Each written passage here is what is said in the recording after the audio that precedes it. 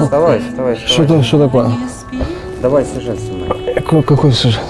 Про храп. А, про храп.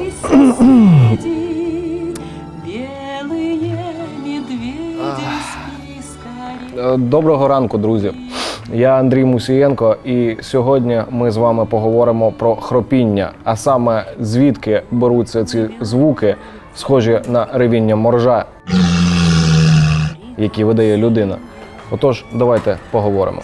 Хропіння – це взагалі-то серйозна проблема, з якою потрібно боротися. У нормі через носоглотку повітря проходить по гортані і потрапляє до легенів. З віком та набором зайвої ваги у деяких людей м'язи нижнього ньоба розслабляються та обвисають. Під час сну вони перекривають просвіт гортані, так що повітря не може протиснутись через вузьку щілину. Таким чином виникає звук, який називається хропінням. Але цей стан небезпечний тим, що під час хропіння може виникнути зупинка дихання. Один із найвідоміших світових хропунів був Вінстон Черчилль, прем'єр-міністр Великобританії. Він настільки гучно хропів, що його дружина була вимушена спати в іншій кімнаті та ще й зі звукоізоляцією. Хропіння – це хвороба, з якою потрібно боротися, і кожен робить це по-своєму. Перечитавши багато народних методів боротьби з хропінням, мене порадував один, який не потребує приготування складних зіль, бабусиних заговорів та моторошних обрядів. Як стверджує автор, достатньо лише 20-30 разів на день протяжно вимовляти літеру «і», і у вас все буде добре.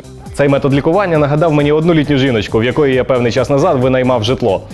І от одного разу, повернувшись після посиденьок біля під'їзду, вона зайшла в квартиру і просто по ній ходила, видаючи звуки, схожі на Я думав, що це якісь проблеми у старої людини, але виявилося, що це вона так лікує хропіння. Хтось купує дорогі технічні засоби для боротьби з хропінням, а хтось нічого не робить і тероризує своїм хропінням всіх, хто його оточує.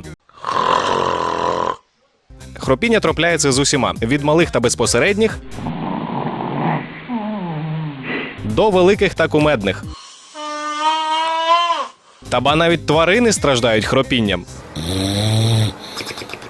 Тому, якщо хтось з ваших родичів або знайомих виявив у вас хропіння, краще зверніться за допомогою до лікаря, оскільки в інакшому випадку є шанс стати черговою зіркою Ютубу.